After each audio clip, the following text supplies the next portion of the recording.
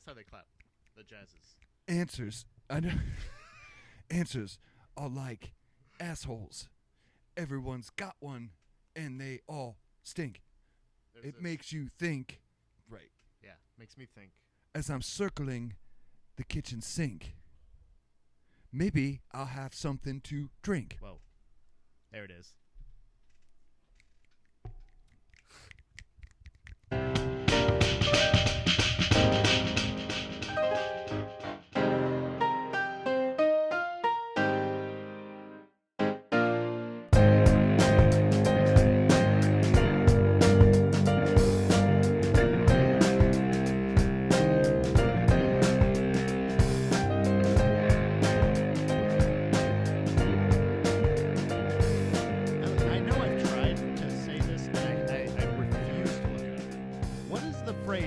Something along the lines of, if you have to force it and it stinks, it's probably shit. Yeah. Is that the saying? Yeah, I mean, I think there's variations on that one. Yeah. I think that's the antithesis of that. No, that would not be the correct term. Antithesis is the opposite of. Because it's anti. Vocabulary with Patrick. Bro, I have not done word of the day in a long time. I know you haven't. I know. Obviously, it's showing. I'm real rusty. As a longtime fan, I'd say I like word of the day. It's good. I did too, because it made me seem more, I feel like, endearing, because it's like, oh, Pat's trying. But you know what? I still get the emails, but I don't really go into the definitions anymore, and I definitely don't try to say them out loud anymore. Yeah, I think that's probably smart. I'm gonna get myself in trouble. I don't think so. I don't think so. So here we are, Pat. Welcome back, episode number 2 of the re-envisioned 6 a.m. podcast. Yep, the episode 1 is actually coming out at the time that we're recording episode 2. Yeah, it's an exciting day because we haven't. I like the fact that we're not going to bank too many of them. You know, we wanted to get on a good clip so that we're ahead of schedule a little bit. So, because people, Jeff, they clamor. They do clamor. They clamor. They clamor for content. They ask. They want more 6 a.m.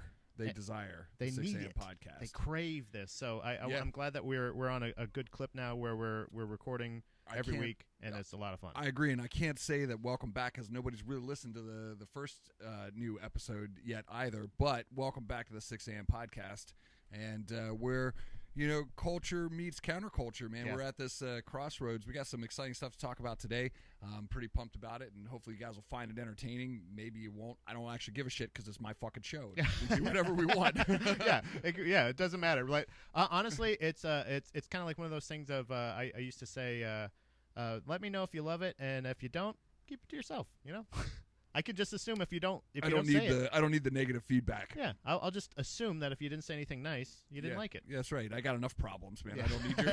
I don't need your shit. I got enough. I got enough of my own criticisms going on in my own. That's head. right. I don't need your negativity. I don't need yours too. But I do appreciate the show where it is now, like where we're going with this, because like the topics that we have, we got some great questions for our segment later on for Ask a Black Belt. The Ask a Black Belt. Which is one of those things where you're saying like, oh yeah, well, I can't say welcome back. People are already in the swing of the show. Yeah, they're craving already. We got questions from like multiple people that they haven't gotten an episode of this show. Yeah, they haven't even gotten one yet, but they're asking questions to Ask a Black Belt. And they can't wait. So shout out to you, Pat, for putting that out there, by the way. I don't know what you were thinking, but you were questioning my professionalism a little earlier, but you know what, Jeff? I forgive you just because you took essentially, I assume that's you taking it right back. I did. And I know that you showed me earlier in your hat that you are, in fact, the worst. I am the worst. And if there's any question about that, I mean, everybody over the evolution of the show is going to find out that maybe I'm just not the guy you thought I was. You're the antithesis of a hero. I'm the anti-hero. Right? Yeah.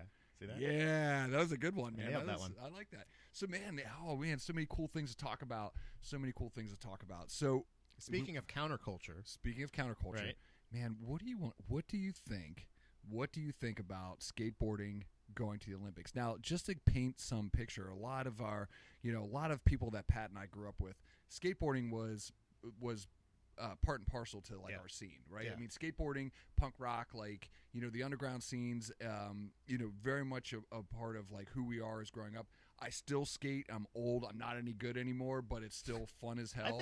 I think you're pretty good. I mean, you're still better. You're like one of the people that like you could film yourself and post it and not be embarrassed. I think so. I think there's some stuff I could do that I feel confident in, and I took a large hiatus in the between times. It was one of those things that, like, you know, and I admit, because it's part of like being vulnerable in this show. I you know, one of the things that happened to me really early on in my life is I felt like there was some pressure for me to grow up and be a professional and be a husband and a father, and which I think for the most part until I met my wife. Now I have been divorced and so forth. And I didn't know that. You didn't know I was divorced? I did not know that. Yeah. Holy crap. I had a first marriage. I got married really young, had a child in that marriage, and you know, the reality is that like I was just trying to be somebody that I wasn't. But one of the things I gave up in that time period was skateboarding and snowboarding, for that matter. Ugh. And all the boardings. I know, like all my board sports are gone. And what about waterboarding? I still do waterboarding every weekend. So, good. Okay, good. I want to make sure. Lots of people in my basement, man. They're D4. Allegedly. Allegedly. Right. There's no proof. So anyway, I'm going to be cliche in saying that, like, for everybody who skates out there, they have a story that skateboarding saved their life, right? And skateboarding saved my life. Like, it just was this thing that, like, it was beyond like landing tricks or doing there was all that shit, and that stuff was cool, but it was really the culture, right? Yeah. It was about having a group of homies that you really relied on. Everybody understood each other, and it was like this. It was this accumulation of like teen angst, and you know, like discovering ourselves like as human beings. But skateboarding really like gave us context, and it was like, and it was exciting. It was awesome. It was a renewable resource. It never got old. That's what I was just gonna. As you were speaking, like as you're talking about this, we were just talking about it right before we started rolling. Yeah. About the older you get, the more you love practical things, and right. It's not. I was just saying that, but it's really. I think that's something we share even at an early age, because that's skateboarding. Sure. Skateboarding is much like in the jiu-jitsu realm, like exercise, hobby, social circle, correct, culture, like all this other thing. It's so many other things like that.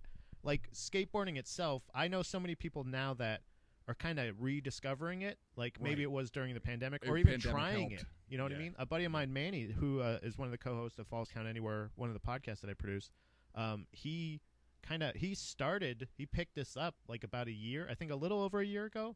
Okay. Maybe almost 2 years ago. Sure. Picked it up. You're right, for the first time. Yeah. And was somebody who's like, oh, I used to do this on video games and shit, and now it's like, now I know how to do it, and tracking his progress, and it's a thing that, like, it is all those things, but it's also like, it's something that if you take that away, kind of like music or any of your other social things, that it affects you mentally. It fucks with you. It does. And it's funny that you bring that up, because like that's part of like, and it'll lead into our main topic today, but like one of the things that's great is like I'm still connected to the skateboarding scene for all these years. Like I still followed everybody and watched like what was going on, and just, you know, loved it from afar. You know, I gave up those things because I thought it would be better for me to focus on my professional career and all this other stuff. All that shit was a mistake. My kids are what got me back into skateboarding, because as they grew old enough, they were interested in doing it, and I was like, yeah, I can still do this stuff. I skated street. That was my jam. But as an adult, like where I'm like, and it's been a couple of years at this point, so we're getting on like, you know, 5 or so years since I've been back to skateboarding. Like, I'm so much more interested in the technical aspects of it. Like, I never cared about like truck size, wheel size, board size, any shapes, all that shit. I didn't care about that when I was a kid. Like, whatever I could get my hands on. Yeah, it was. We were ripping it up. It's almost like the soccer of like, because it's such an affordable thing for people, because a lot of times it is now. Well, I guess you're right. As a grown up, it is. I'm thinking that now is like, it's affordable in the sense of like, a lot of times you can find secondhand stuff, or somebody can loan you a thing, or you can buy this cheap thing and add it to your cool thing, or it's like almost it also teaches you how to be handy and how to be resourceful, and how to. It's also a means of travel. Like skateboarding is. is not just. I think it's so much more than just if it was just an Olympic. Is it an Olympic sport? Well, Do they make it this year? Yeah, skateboarding is an Olympic sport right now. They've got two main categories. One is street skating, and the other one is transition. And is that just that's just this Olympics? That's right? going to happen this year. Yeah. Holy shit! Yeah, I don't think I realized. I think that sounds familiar, but I think that was probably in the news when the Olympics were originally going to happen. Right. And then the pandemic. Right. Right. So for like those, for those that are uninitiated, like skateboarding, like it started as freestyle skating, and freestyle was like just essentially. I mean, they were rolling, but most of the tricks were done. It was like flat ground stuff. Rodney Mullins was super popular. A lot of people will know who Rodney is.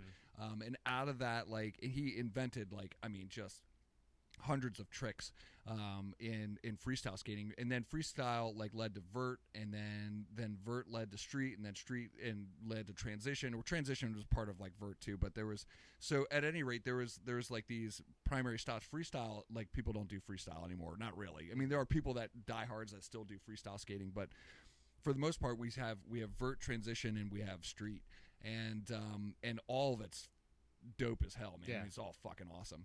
And your favorite street? My favorite, I don't know, because here's the thing: I'm just learning how to skate transition now at the age of 43.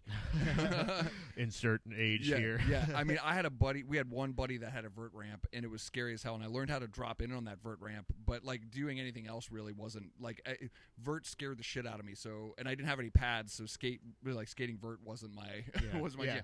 I never learned how to skate transition, but now all the skate parks have a lot of transition features and stuff, and it looks like fun. So. I do what I can at this point, but I'm learning how to skate transition. Still skate street. I try and skate every day if I can. But yeah, it's an Olympic sport. And now from the transition to transition and street. And what's interesting about it brings up a lot of questions about whether or not it's going to kill the culture of skateboarding, because skateboarding has always when I was skating, it was rejects. It was rejects and ne'er-do-wells, and it wasn't accepted by the general populace. If you were a skateboarder, you were a criminal, a thug, a troublemaker, or whatever. And I still, to this day, I take a little bit of pride in the fact that I still get kicked out of spots by cops at the age of 43. For skating places I shouldn't be. But you're just a little bit more respectful now. Yeah, well, they're they roll up they're they want to kick me out real bad, and they're like, oh, it's an old guy, and they want to kind of pet me on the head. Are you okay, sir? Yeah, do you know where you are? Does your family know where you are? Does your family know where you are? Does he have a bracelet? Check his wrist. Yeah. I'm a skateboarder. They're like, are you the one that called us? I'm like, no. Oh, you got a skateboard, did you? Where'd you go? Where's the guy with the skateboard? Yeah, I think that's a funny thing. It is having that kind of thing of still having a little bit of your angsty, anti-social kind of fucking fuck the establishment, fuck the cops, man. fuck the law, Even though you're they get there and you're like, hey, oh yeah, how's it going, man? It could be somebody you roll with, or I mean, you're like, oh yeah. I'm never a dick to them. I mean, it's not that those days have gone. I don't run from them, obviously, because I can't run that fast, but yeah. I'm not and they are, and it's legitimately, it's funny too, because a lot of times, and I haven't been kicked out a lot, but the cops that I do run into are, they're in their 20s and early 30s, and I mean, they're younger than me. Some of them are old enough to be my kids, or young enough to be my kids. You know what? I always fucking fall for not fall for. I don't even know what to say. I just love seeing it every time. When the cop gets called to come break up the kids skateboarding or playing basketball or something like that, and they come by and they're like, "Oh, this is cool," and they just start playing with them. Yeah. I'm like, God damn it, man! Maybe you're just doing it for. I don't give a shit, but I appreciate the effort. I do. You know what I'm saying? I don't care. It works on me. And that's what I was saying. That's what I was gonna say. Because when I was a kid, these were all older guys, and they didn't like skateboarding. Right. These guys now I don't get that. Now these are all the cops are ones that probably skateboarded themselves. What kind of deck is that? Yeah. They're like, oh, it's cool, or I used to ride one like that, or whatever. And it's a totally different. And they're usually the dickhead that owns this building. Once you get right, exactly. They're always they're like, hey, listen, if you could just wrap it up and head out, and I'm like, it's cool. Can you do a kickflip? Can you do a kickflip? Yeah. And I like it when the cop is better than the person. Like, who called the cops? Because no, when like or better than the person that they're like when they're like, oh, let me see that. Like they're like, let me try for Yeah. a little bit, and they do a trick or something like that in those shoes and Yeah. like all this other shit, and you're Yeah, just yeah. like, fuck, what the fuck? Yeah, you know, there's some cool shit. or yeah. like they beat them, they make somebody fall over, they break someone's ankles or some shit like but not literally. You know what I mean? Like in basketball, it's like it's heartwarming, but it's also like it truly shows like the people that are in law enforcement are representing the people in the community, Yeah. literally. Yeah. So And there like could be more of that, man. It's reassuring if you to let me. them. Yeah. Right, Yeah, and if you just talk, if Yeah. everybody just goes, "Hey, how's it going, man? How's it Yeah. going?" But like you at in your 40s and a person in their 20s coming up and saying, "Excuse me, sir, can you stop skateboarding?" And you're just kind of like, "Yeah, of course." Yeah, it's not a big deal. Yeah, right. I see the sign. Yeah, I I know, but right. But by that same token, fuck I saw these authority. stairs too. Yeah, and I wanted exactly to right. fucking, I saw these stairs. That's Yeah. exactly right. I saw this curb and it needed. It's worth needed it. Yeah, I had to slap you this curb, man. That's the way it goes. And so, it is funny, but it brings up the question. And this it falls in line with some of the things that we're talking about. Like, what was some of the things that were attractive about skateboarding back then is because it was anti-authority, right? It was going against the grain, and you felt like you were already there, so you belonged to it. Now it's more accepted, it's more interesting, and if it's part of the Olympics, now it might get that credibility of being a legitimate sport. And the question becomes, just like with jiu-jitsu, man, is it a self-defense art or is it a sport, right? What's the difference between street jiu-jitsu and self-defense, or self-defense and sport?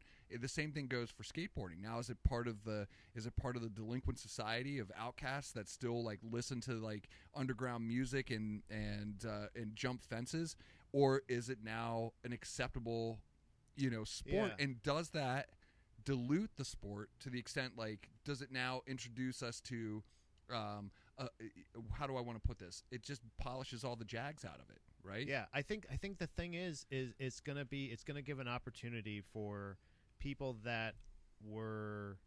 I think there's gonna be a hefty amount like of people. Like in this generation, probably the first couple times that the first couple Olympics it's there, people are going to be real salty because they missed out on their opportunity or something like that. Right. But I also feel like it's going to be an opportunity for kids to get scholarships for skateboarding and not from Mountain Dew. Right. You know what I mean? Right. Like it's going to be not like the X Games. It's essentially it's just bringing an X Games category to like there is no difference really in my opinion. Like don't they have snowboarding and all that stuff in the Winter Olympics? Yep.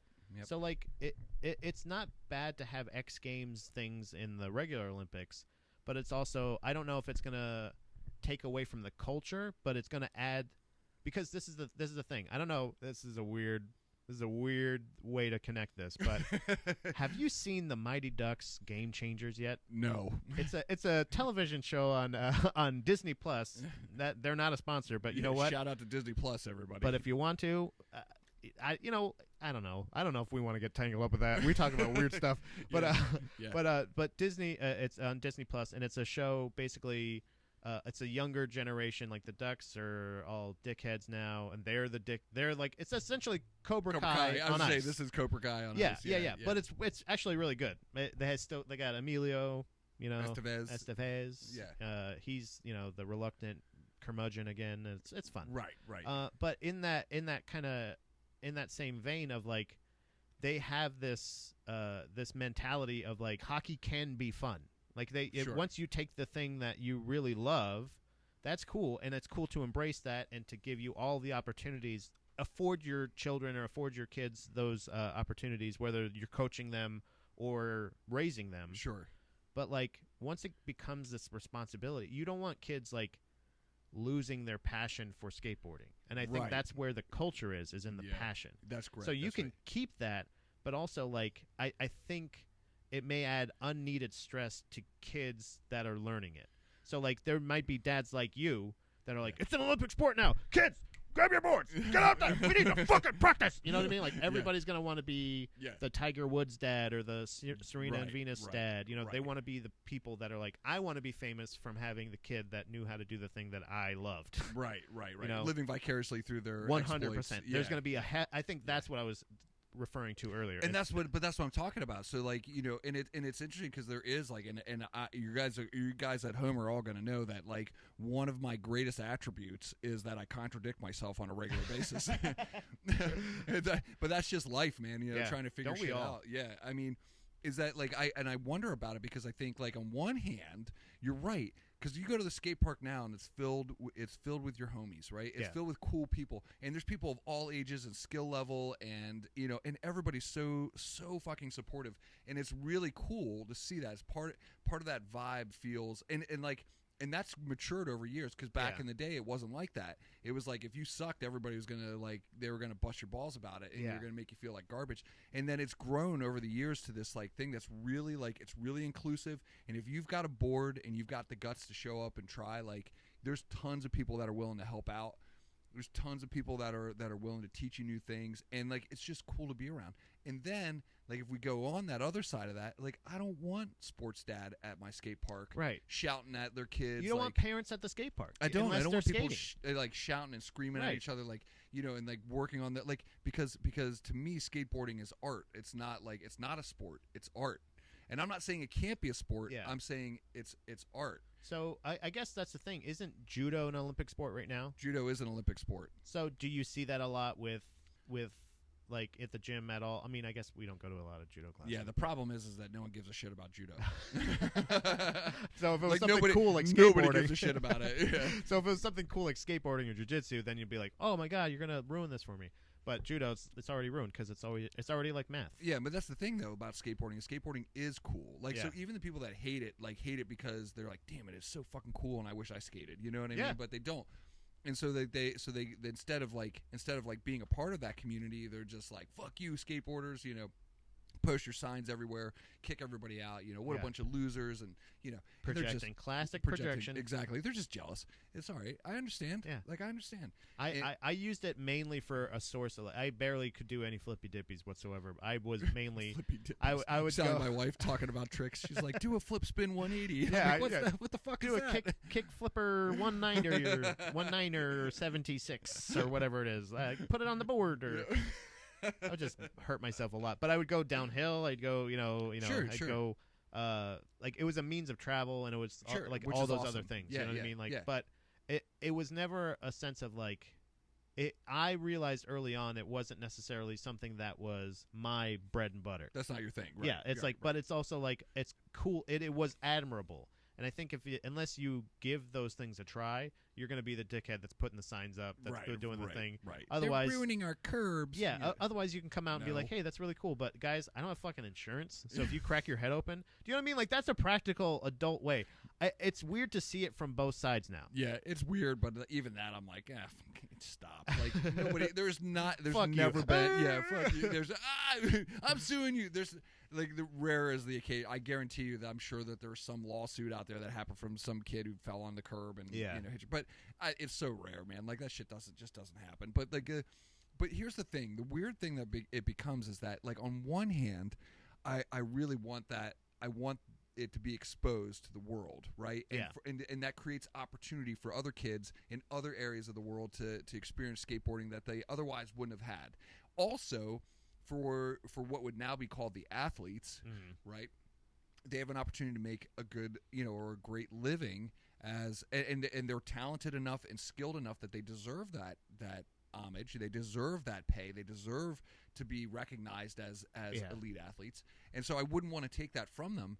But at the same time, I'm kind of like, fuck you, it's mine. Yeah, I think that's the thing. I guess that's the part of it is like, I have this weird, like kind of, I've had that my whole life. I've had that I had him first, like kind of mentality of this is my thing. You can't. You're gonna fucking ruin it. Yeah, you're gonna ruin it. You're gonna ruin this. But but also like I've learned like the older.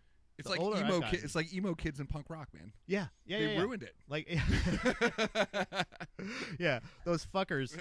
But no, like anytime. Oh yeah, that would be a classic. Like whatever was popular. We'd just say Green Day. We'll just use Green Day as an example. Green Day, perfect. Right? Well, punk I thought rock. you said punk band, but either way.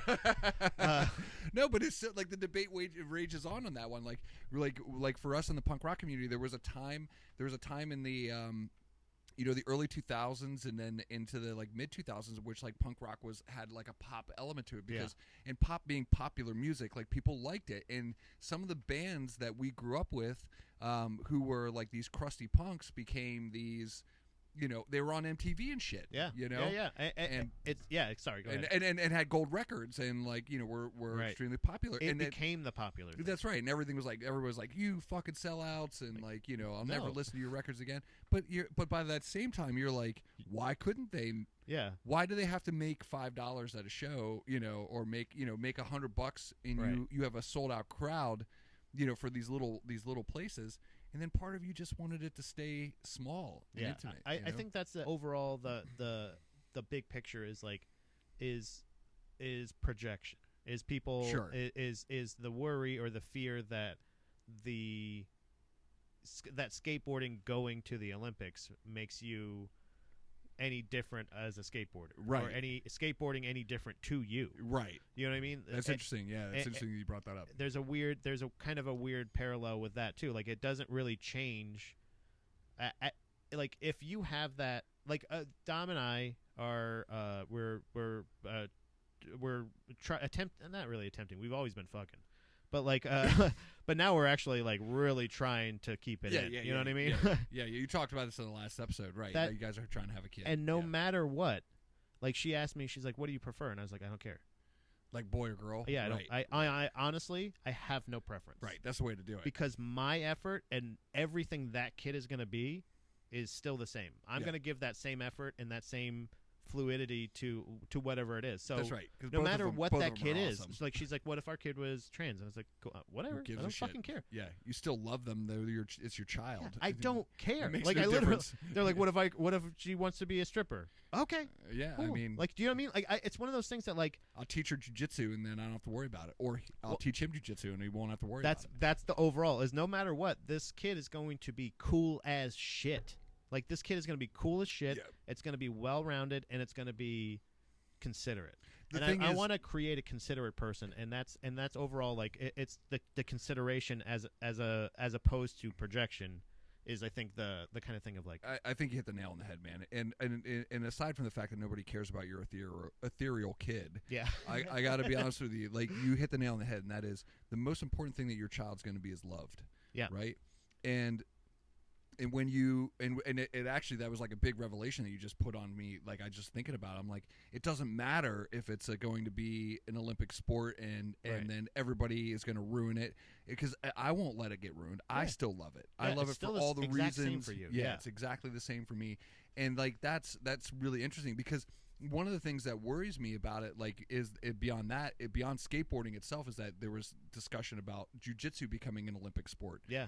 And there was rumors that it happened. It didn't fucking happen. And jiu-jitsu is not an Olympic sport, but yet, but it could happen. Look out! How old do you have to be? How old? What's the cutoff? Is there a cutoff for like how old can you be to be in the Olympics? Yeah, do you know? I actually don't know. I'll probably look it up. Yeah, we have to look it up. We're not that smart, but but honestly, like, my concern being like, will it ruin Brazilian jiu-jitsu as we know it, as this, like, because it's our thing. It's like this is ours, and we have ownership over it. And it is, in a really weird way, like all other martial arts, like this counterculture type of environment. No limit. There's no limit. Couple So of there no you limit go. soldiers right. over here. So check me out in 4 years, man. I'm going for it. We're gonna be fucking Olympian. Yeah, and it's not gonna matter. Yeah, and it won't matter because it won't change how much we love jiu-jitsu. Right. And it's a good point. I mean, it's an interesting way to look at it. Like, yeah, I mean, if you actually love something, it doesn't matter. Like, you can't destroy that, right? Yeah, I think as long as you. Good on you, Pat, for bringing it on home, man. Yeah, I can't believe I did that. That was really nice. I was literally thinking of that the whole time of like kind of it can if you let it. Yeah, if you let it, right. Like, so if I were to say I have a preference of, like we were talking about earlier today at the gym, about having game plans and doing stuff like that. Yeah, you can have a game plan. I can say I want a healthy baby girl, and then I get a fucked up baby boy. You know what I mean? You know what I mean? Yep. And his assholes. I've got two of them. He's got this one's got an asshole for a mouth because he talks a lot of shit. Son of a bitch! You know what I mean? What if I get a little me? Yeah. Oh my God! You know what I mean? Like, there's gonna be, but no matter what it is, like whatever future I envision, there is a little one, whether it's adopted, whether it comes out of me, whether it comes out of her, whether it comes out of anybody. Right. Hopefully not the male. It looks like your neighbor, right? The neighbor. What the fuck is it's gonna be, if I let my goal in parenting change, or my love of what I want to be in a parent change, then it's gonna be like then they fucked up. Then they won. That's right. They did win. That's right. And love really is the answer to that. I mean, like, it's like and I think that's an important way to look at it too, because what you bring to the table is your perspective on that. So if you love something, like, you've contributed to like the greater good of that that thing. You've and already that's just done yours. So much. And that's yours, like, to give to everybody else. That's cool, man. I dig that shit. Yeah, and thank you for helping. I honestly, if even one of your spawn, one of those little skateboarders wants to go into the Olympics, you'll say cool, and you'll help them. Of course. You'll do whatever. Yeah, support them. But if they say, Dad, I don't really like skateboarding anymore, you'll go, that's it's cool. Yeah. Whatever. You know what I mean? Like, yeah, for sure. And that's why you don't have to worry one single bit, my friend. Well, this podcast is over. We solved it. You're welcome. We never solve problems. I mean, that's holy shit. Did we just solved a problem? Yeah, that's fucked up, man. I don't think we have like and that's the thing. So it's so funny that you say this, because that's one of the things that, like, we kind of like over, like, in a sort of global sense for this podcast, is like, we all like fully admit that we have more problems than we have solutions. Right. So it's just weird to solve one. Yeah, and then just be like, oh, all right, well, yeah. Yeah, that was pretty good, man. Yeah, I think about that every once in a while with, like, why I get mad. I thought about this. It's funny because I never understood what triggered means, like being triggered, like that kind of thing. Yeah. Until I identified and like isolated one of mine, and it's when people don't listen to what I'm saying. Like, it's so fucking weird that I chose the profession where I'm like, it's me and everybody else is quiet, quiet, and I'm the one that talks, and you guys listen. And if you don't listen, I have the right to kick your fucking ass out. So it's so funny that one of my triggers is like literally like not being heard. Yeah, right. So and when Dom, like, when I have to, like, it's not. It comes off as, like, on the surface, it comes off as like, I don't like repeating myself. Yeah, right. But it's literally no. It goes a lot deeper than that. Dude, and you it's should only from self-reflection, guys. Man, you're on fire today, man. I it's am. funny that like right now. Oh my god, I knew it. Like, it's funny that you brought this up, because it was that was an interesting. Like, I was really impressed with my 12-year-old son, who was like, he was struggling with communicating, and then as a result was being a total asshole. Yeah. To everybody. But when I got to sit down and talk to him, that was his thing. That's what he said. He said he gets really frustrated, like, when nobody's listening to him. Yeah. Like, he's having a hard time communicating, and then he feels left out. Yeah. It's when it's already hard for you to communicate, right? And then you're communicating. Like, I've talked about this on various podcasts and things. And I'm sure there's many undiagnosed things that I have or have had or whatever. Yeah. And whether it be, I don't think it's like an autistic thing. It's like maybe on the spectrum, something like that. Literally, like, I really don't know. Some kind of learning deficit, whatever it may be. Yeah, it could be a learning disability or something. Of that something nature. Like that. Yeah, but it's whatever that may be. It's not about like not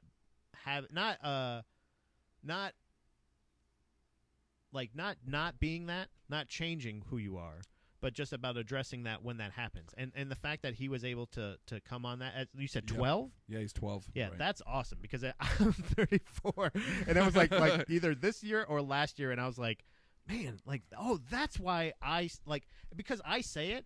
And then I go, oh, I sound like such a fucking asshole right now. Right. But it's right. I'm like, I don't want to. I'm not that. Like, I'm not that deep down. So it's like, wait, I fucking love my wife. Why would I ever talk to her like that? Right. Exactly. And it's because, fucking listen to me. Right. Please. Because I'm on the spectrum. Yeah. Well, listen to me. I'm on the spectrum. Maybe. What's funny is that, like, so, because we were just talking about, like, what assholes our boys are, and they are. It's totally true. But my 14-year-old son, and he doesn't mind me saying this because he's is on the spectrum. Yeah. And so I have, and he's, and I think, like, in he's very much like, it's very difficult to tell that he's on the spectrum if you don't live with him. Right. Okay.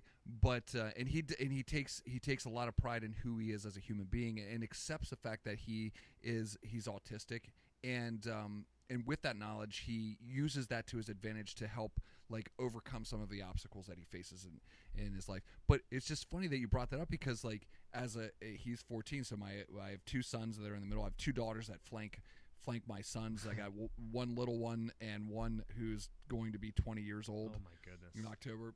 Oh my daughters, goodness. And then I've got two sons in the middle. But since we're talking about my two sons, they're also listeners of the podcast, Hell which I yeah. think is hilarious. I love walking by the room and hearing me going fuck, and like, you know, or saying something obnoxious, and my sons are in there listening. I'm like, oh God. bro, autism power. Yeah, dude. I am the worst. Fuck yeah, I'm the worst parent ever. But yeah, he accepts that this is where he is. It's not his fault. No, it doesn't have anything to do with that. It has to do with the fact that like we all have limitations, and I don't even know that I would call it a limitation. No, I would let him define what that is. Yeah, but he he says like because of this he understands himself better and can articulate things in a way that like.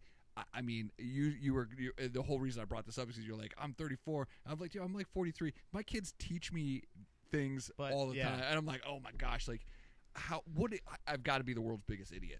It can feel that way sometimes because trust me, I feel like I was definitely like I was carrying that medal not with pride. Yeah. But with assurance, like this was, I am for sure the dumbest person, right? Because sometimes, like every once in a while, and it's once I found out like that's what makes me unique. It's not necessarily because you meet how many.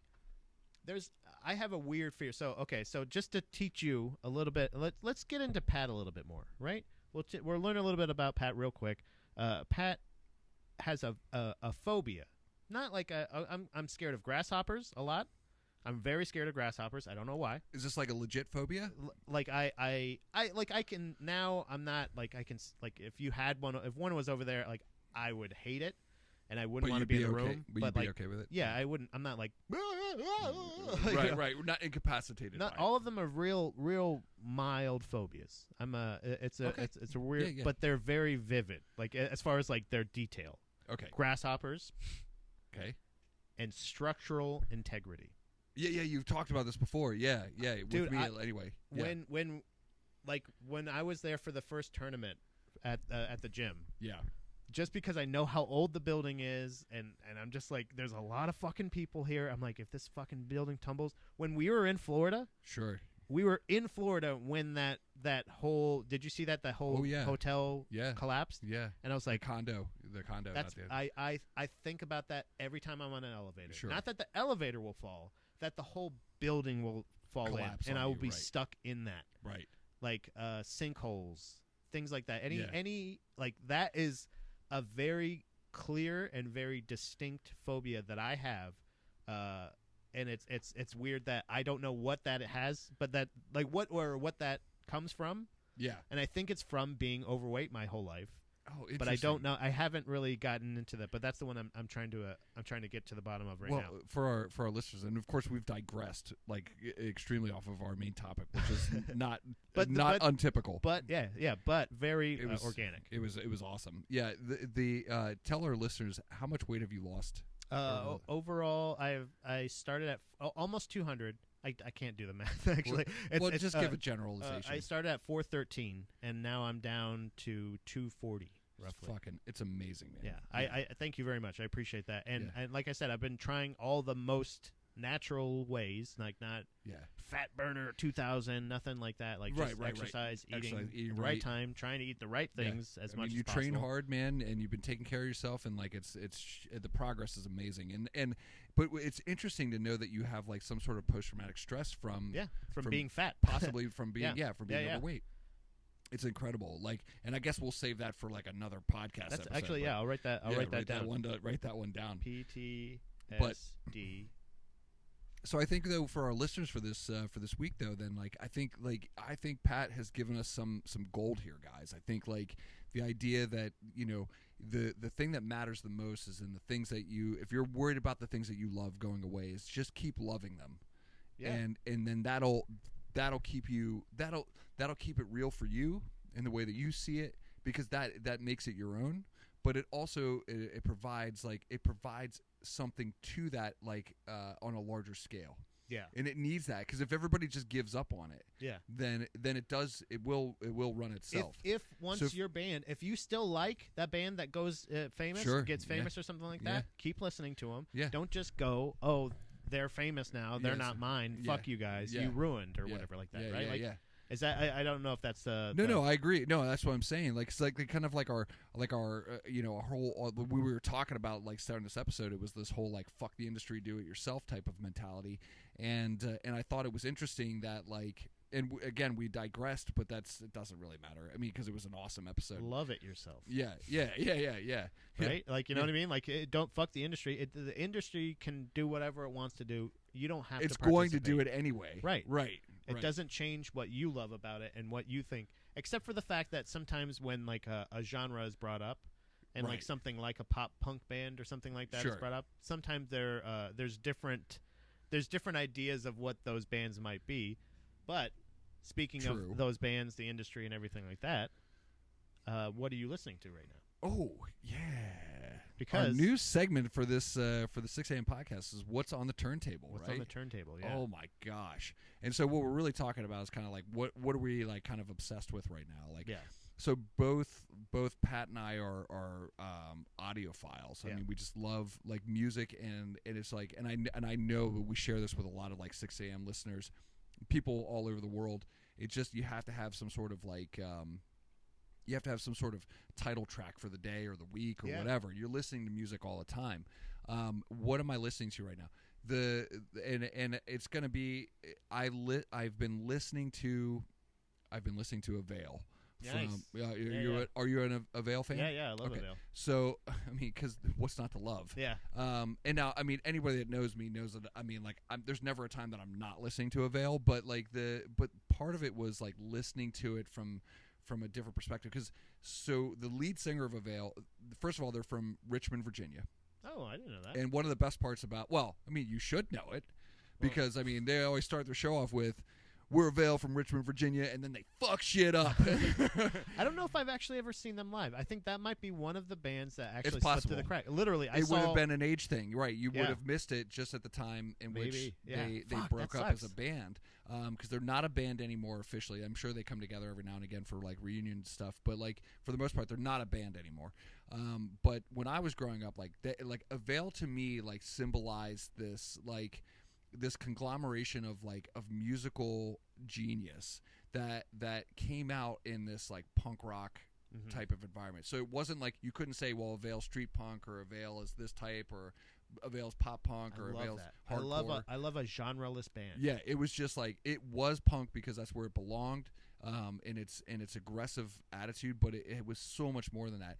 And one of the best parts about Avail is Tim Berry, the lead singer of Avail, and one of the primary songwriters. All of the guys are super talented in Avail.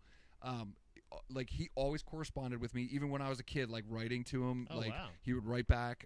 He responds to emails and say he's a solo artist now. He does, like, folk, like, and it's still punk rock, but it's folk, and he's really that's kind of good. That's kind of the route a lot of bands go. I think a lot of old punk bands, and it's kind of a. It's because it's all connected anyway. Yeah, it's truly a fuck it, I'll do it myself. Mm-hmm. Like, literally, it is truly it's the older man's version of fuck it, I'll do it myself. Absolutely. I don't care what my fucking voice sounds like. I'm gonna go scream these Avail covers with an acoustic guitar at this fucking bar over all these people, and it's gonna feel awesome. I'm gonna love it. Yeah, except for you know Tim. What I mean? Yeah, except for Tim, like, just writes his own shit. He doesn't even play, like, he'll play like, he doesn't play Avail covers at all. Well, I'm saying like, I guess I'm saying like us. I Like me would, and yeah, you. That's what I'm saying. If That's I what could we sing would an do. Avail I'm not saying cover, that's what he's doing. Yeah, I would do that shit any day of the week. No, but he's going out there making good new art with the acoustic guitar. Well, I say one of the most amazing things about this was that, like, just in the last couple of years, like, you know, I mean, I think about, like, what an important part Avail played in my life and continues to play in my life as a band. So if you guys have not listened to Avail, you really, really should. The music itself is magical. The lyrics are amazing. It's just a phenomenal band, or was a phenomenal band. But even Tim today, like, when he plays, like, his acoustic stuff, and he goes and he I had the opportunity to go take my eldest daughter to go see Tim play, and I wrote to him afterwards and just said, like, you know, how important it was for this generational gap, you know, like this between these generations. Like you are this like really important piece. And he was so gracious about it and eloquent. So shout out to Tim Berry, man. I'm gonna hashtag his ass on this one, because like he's just like, to me, Tim Berry is this ruthless motherfucker who and we were just talking about saying this today's podcast. So hopefully this would, like, if he even listens to it, is something he'll associate with, is like he's the guy that like understood this concept that we were just talking about, where he had something that he loved, and he just kept loving it no matter what happened, right? And just let it grow. So I mean, he's, you know, this guy's a family man, like has little ones, has a wife, like works really hard, but yeah. So Avail, like, I mean, that's just like, that's it for me. So what's on the turntable for you, my friend? That's like, I think I'm probably going to start listening to some Avail now this week. But a lot of times so with like things opening back up and everything like that, one of my favorite things is music festivals, because again, it does have that same feel of practical. Like, you got fair food, you got like sunshine. I don't know if it's just a string of luck that I've had, you know, knock on wood, but even in Florida, it may have rained for like a second or two. Okay. But like for the most part, beautiful. Like they would have them right on the pier. The Warp Tour a lot of times. Sure, of course. There'd be the Warp Tour would be right by the Vinoy, right on the water, right by the pier. So it's like, I love hearing the echo of the drums and not knowing what band is playing exactly, and just hearing the energy, like all of that stuff. And stuff's kind of opening back up. And one of the bands that I've checked out is actually or that I've always loved, and I think is I believe your daughter is a fan of as well, NoFX. Yeah, NoFX. Yep. Love NoFX, and I love NoFX. I'm a huge NoFX fan. That band in particular is the band that like I always gravitated to, and that band has the lead singer Fat Mike, who has somehow signed every other one of my favorite bands. And that's what I've been listening to. Yeah. You thought I was going with NoFX, didn't you? I didn't know. Bracket, motherfucker. No, I thought it was going to be Bracket. I did. It is Bracket. Because that's one of the bands that he signed. Anytime somebody would give me shit for having NoFX is my favorite all-time band. Right. But I mean, you've got tattoos to prove it. Yeah, people would say, I will always say, I don't think that they are the greatest band in the world. They are my favorite band in the world. Right. And anytime somebody gave me shit about them, I'm like, what's your favorite band? And half the time, it'd be like, oh, Strung Out. Guess what, motherfucker? Yeah, guess who signed Strung Out? Guess who found those motherfuckers? You wouldn't have them without my favorite band. Right. So, but Bracket is one of those bands that I, for some reason, would always be on a compilation growing up. And I always loved that band. Right. I never really seemed to check them out. And then a lot of times I'll go through Spotify and I'll have the Discover Weekly or something like that. Yeah. So a playlist that like the robots make for me. And, and they say, Pat, would you like this? And I'm go, I already heard of that, stupid. Yeah. Oh, Stone Temple Pilots. Why the fuck do you think I want to listen to that? You know what I mean? So it's a lot of me yelling at my phone. But they were like, it was the song. I think it was 2 years ago, or maybe a little bit over 2 years ago, something like that. That it was the song. It's entitled like 2K 5000 or something like that. Okay. And it's you know the song. I do. But it came up and I was like, oh fuck! Like I have like the internet. I can just go listen to. You can go listen to the whole record if you want to. Check out and. Oh my God, I have been making up for lost time. Sure. Over the past 3 years, I will say on a heavy rotation, most of the times that you ask me, what's on your turntable right now? Yeah. It is going to be Bracket. I have successfully listened all the way through to all of their records since. Okay. A couple times. Sure. And I will say that I think I celebrate their entire catalog. Yeah, that's awesome, man. I think if you like alternative music, like if you like, I think if you're a fan of the Foo Fighters. Okay. Like, honestly, or a fan of, like, NoFX and maybe harder stuff. Yeah. Anything in between. I don't understand why they weren't a bigger band, I don't understand why I they think about sound that better shit than what's that band Mudhoney? No, Mudhoney? Yeah, Mudhoney. Yeah, Mudhoney. Mudhoney. I know the name of that band. Yeah. I don't know any of their fucking songs. Yeah. I know a lot of Bracket songs, and I know their name. Yep. They sound way better than Mudhoney. Yeah. Yeah. There you Sorry, go. Mudhoney fans. You know what? Tag Mudhoney too. It's about time they get taken down a peg or two. Yeah, because they're so popular. Bracket should have been you, Mudhoney. Bracket should have been you. Oh, dude, I fucking love it, man. Yeah, and I'm a big fan of like I like those moments. I mean, part of it is like my own misery and regret that I like missed this particular thing. But I love when I find either it's an album or a band that I'm like, why have I not listened to them? And then you get an entire week's worth of like listening, to their catalog and being Murder like, by Death.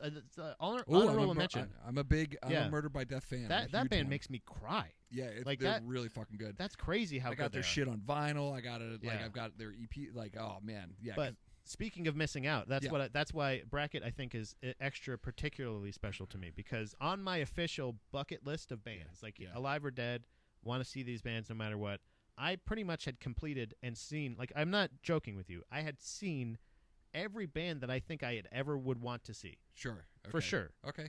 And then so I had to create what's known as the Suck It list, where I'm taking a victory lap. Okay. Where I'm going around again. Yeah. And now I'm like, yeah, I want to go see Bracket. Yeah. I'd like to go see Dave Grohl in any adaptation of his music. Ooh, I don't care. Him drumming, him playing guitar, him doing whatever. I don't give a shit. I'm a fan of his as well. You're a Dave Grohl fan. I'm a Dave Grohl fan. I'd like to go see him, but if it's not in an arena, I want to see him with my own eyes, not on TV. You want to touch him? I want to touch him. Yeah. So Dave Grohl, tag Dave Grohl.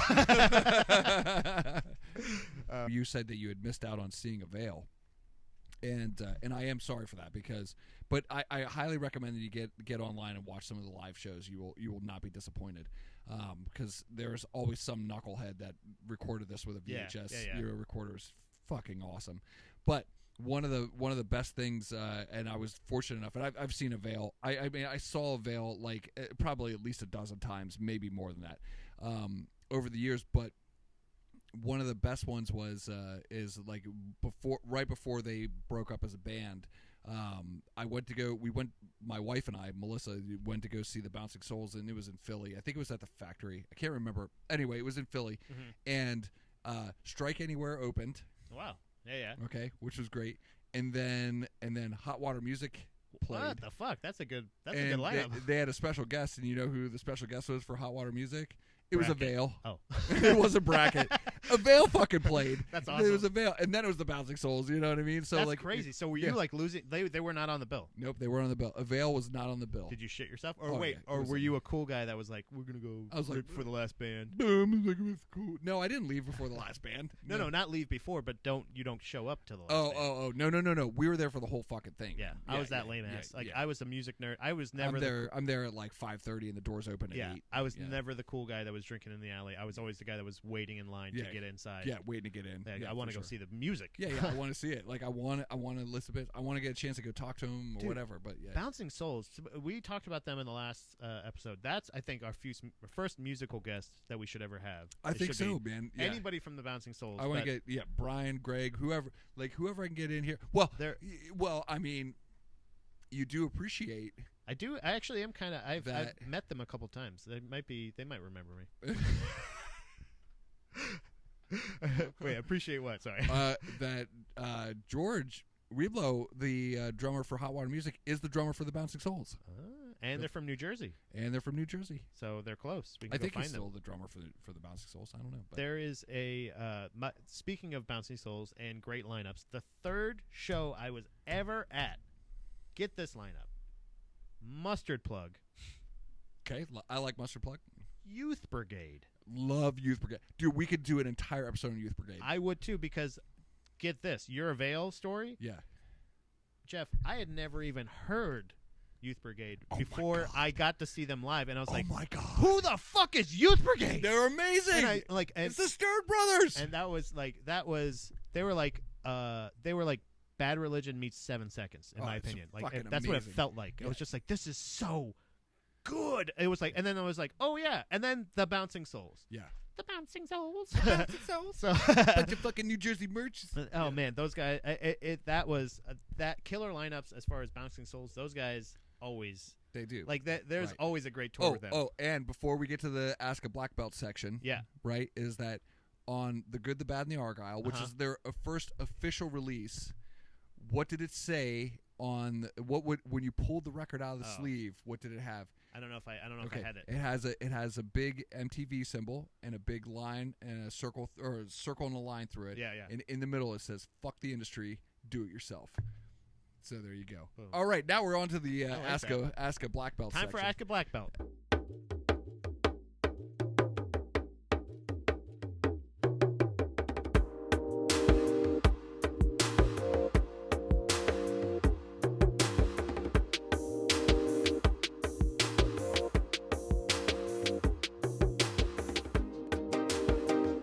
Okay, so by the way, just for our audience, I don't have any idea what the questions are. Yeah, I asked him how many he wanted, so I'm gonna do this all right, so here we go. We got one question here from Carter.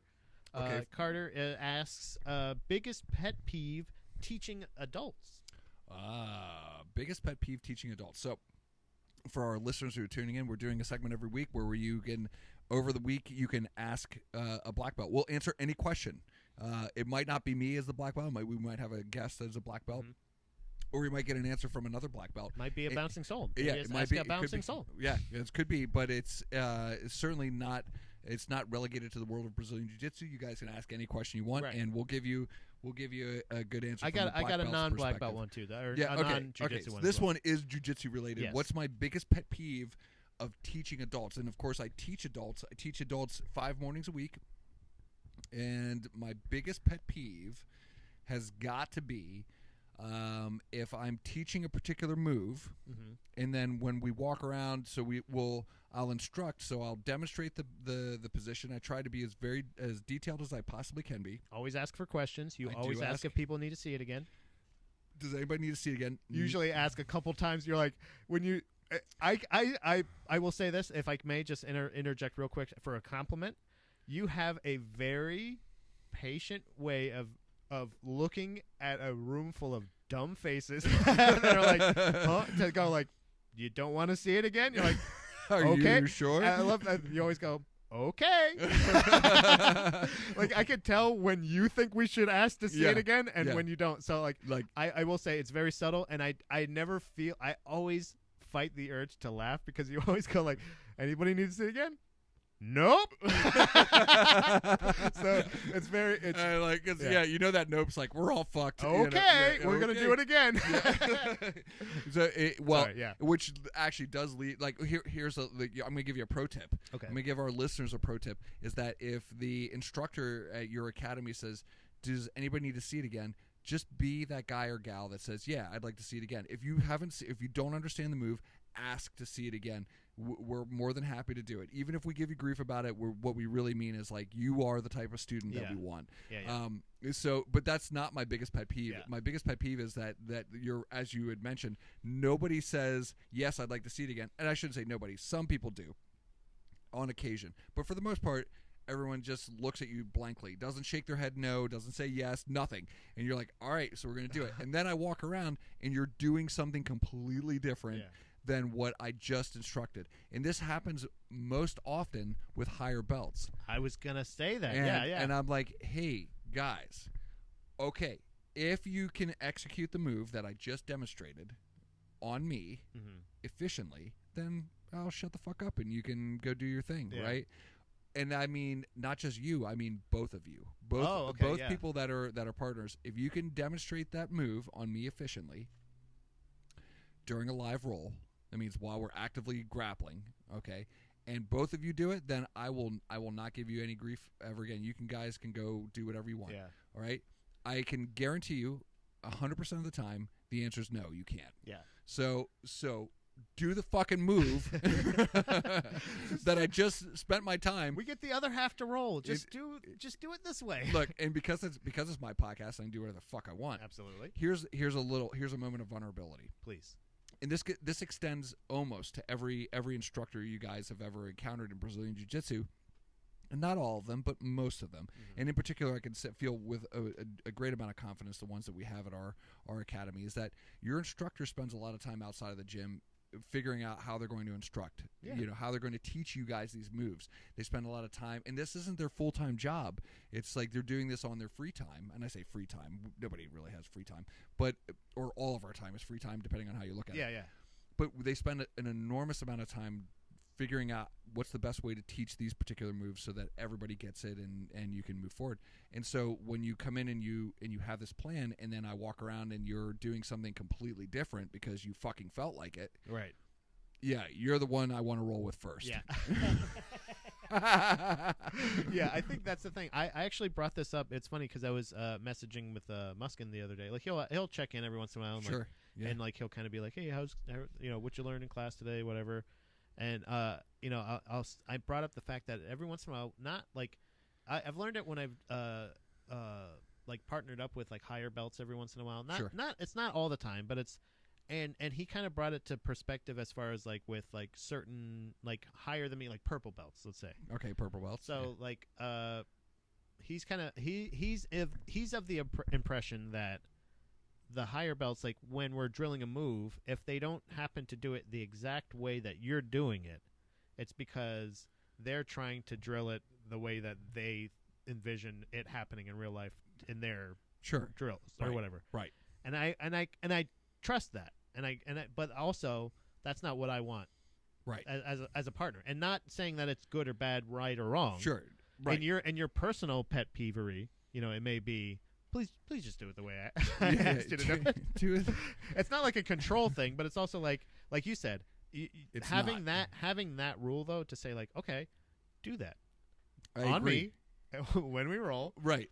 And I'll never ever say a word again. Nope, I'll never tell you to do it this way. Here's the thing: is that I do want ultimately for you guys as students of jiu-jitsu to make jiu-jitsu your own, right? And because I'm just one perspective, and so I appreciate that, you might be getting different ideas or different perspectives, or you might already have like a move in mind that you execute on a regular basis, right? That is some sort of, some sort of other iteration to what I'm teaching. Right. I get that.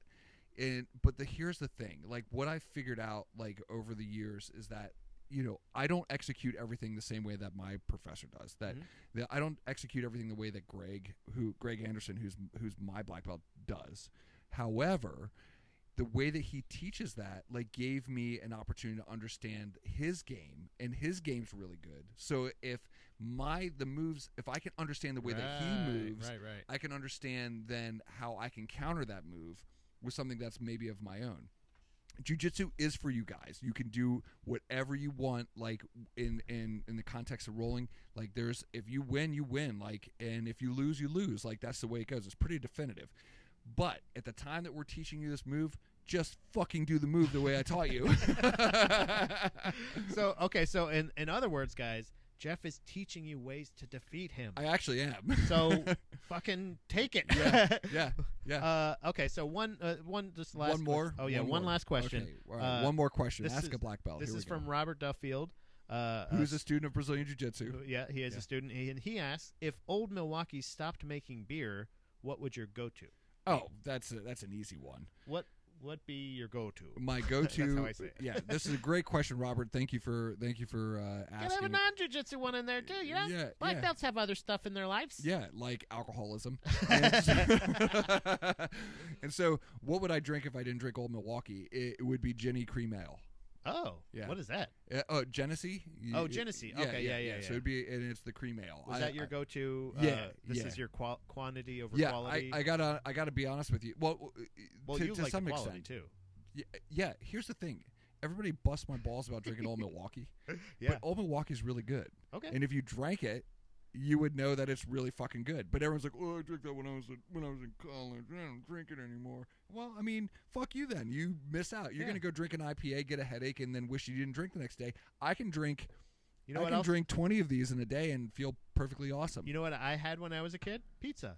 Guess what's still fucking awesome? Pizza, bitch. Right. That's right. It didn't what the change. fuck? You didn't get like right, and you probably like something. And now it's not to say that you don't like like a supreme pizza or some sort of like different take on pizza.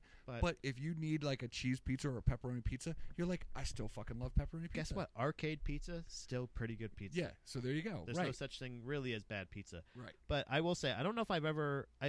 Genesee sounds kind of. I don't know if I've heard of cream ale before. Yeah, it's cream ale. I like the Genesee cream ale. But I will say that most of the beers of my youth, before probably I was old enough to drink, were a lot of them were quality or quantity over quality. Of course. But not bad. Like but I not like bad beers, right? Miller High Life. Not a bad beer. Yeah. That's not a bad sipping beer. Not a beer. I like PBR. PBR is actually a pretty good. That's a pretty solid. What is that? A lager? Lager? Lager? Is it a lager? You mean like across from a lager? Is it a lager? Yeah. I mean, versus like a Pilsner or something like that. Dude, here's the thing. All right, again, a moment of vulnerability. Oh, here it is. I don't know shit about beer. Okay, I just know what I like. That's the quote for Ask a Black Belt. I don't know shit about beer. Yeah, I don't know. Like, I don't know. It could be a lager. Could be a Pilsner. Could be. Yeah, you don't know what the point for, like, what the alcohol. And I don't give a shit. I like Old Milwaukee. The only reason I like Old Milwaukee so much is because like Joe Stetter drinks Old Milwaukee, right? And like when we were together, we both like cheap beer. And his beer happened to be cheaper than my beer. And so I started drinking Old Milwaukee, and I was like, I like Old Milwaukee a lot. And it's cheap. And it's cheap, right? So I drink Old Milwaukee. Yeah. Honestly, I like will say Busch. That. Hey, who doesn't? But I love Guinness. You but think it's you're cooler? fucking $50 a case, so right. I'm not drinking Guinness. And that's what I was gonna say. You think you're cooler for drinking Heineken? That tastes like piss too. Right. So like, what the fuck are you talking? I mean, I'm saying that's. I mean, it could be right. This does not taste like piss. You're right. It actually tastes really good. I like it. So anyway, that answers that question. But you're right. Yeah, that's a good one. And I will say, do you have anything to promote this week? Do you have anything that coming out, like any kind of? You want people to follow you on the socials? I think no. There's nothing immediately that you should come. Okay. But for our listeners out there, okay, pay attention. I'm in a band, and it's called Bend the Rails. Okay, you should follow us on Facebook and pay attention because we're coming out with our first LP. I'm excited. That means long. And probably in the next 6 months it'll probably be done. We just got done with that. Yeah, we just got done with like the majority of like our like the fundamental tracking has been done. Okay, and completed at this point. We've got 10 songs that are coming out. The name of the record is going to be Hard Times. Exciting. All of the songs on the record are original tunes and penned by Joe Stetter, who is my bandmate. There's only 2 of us in the band. We will have some added instrumentation in this particular record, which is really cool, exciting. Okay, yeah.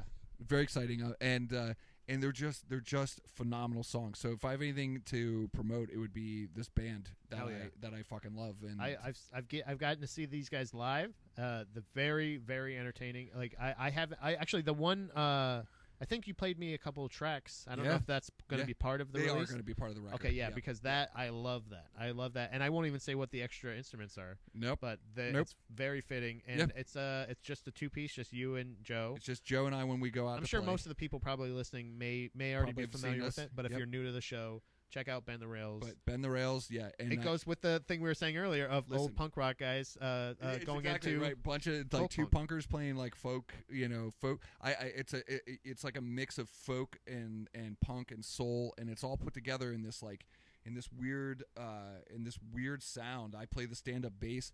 Joe does the majority of the songwriting, singing, and playing guitar. He also plays the harmonica, also known as the harp. So if you want to be hip, you call it the harp.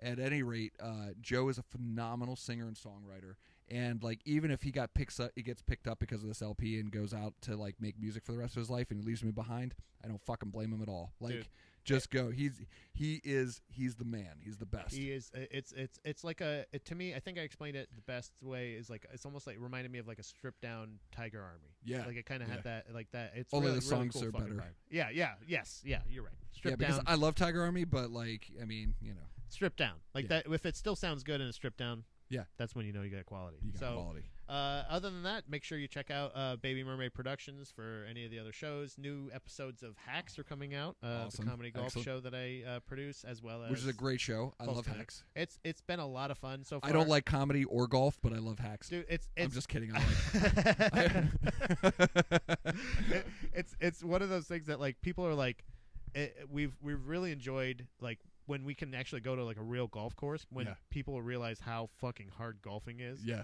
Because I was on the first episode, the very first one, just because I was I want to see what this is. I had done it before, like once at a driving range, and still was like, this is fucking hard. So it almost reminds me, it kind of takes people out of their comfort zone in a way that like a Hot Ones would, like that kind of show. But it's also it's cool because you really do find a lot of similarities with like other comedians. In my case, like other comedians or other podcasters, parents. A lot of the stuff since John had a kid, we're asking all the guests this year for parenting advice. So great. It's fun to hear parenting advice from people who do have kids, and also people who will probably never have kids. Should have kids.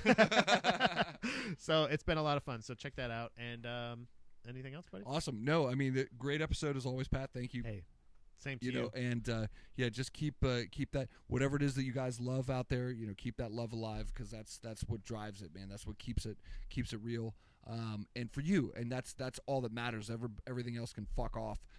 Absolutely. And I think it's a great way to end that. Yeah, that everything show. else can fuck off. Everything else can fuck off. See you next week.